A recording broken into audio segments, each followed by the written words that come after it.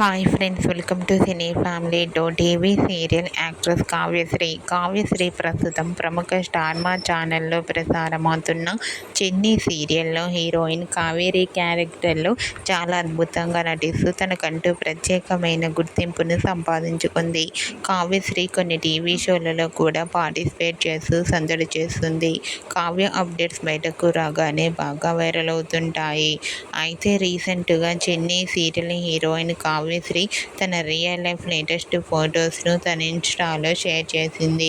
ఆ ఫొటోస్లో కావ్యశ్రీ చాలా అందంగా కుందనపు బొమ్మలా ముద్దుగా అందంగా కనిపించింది.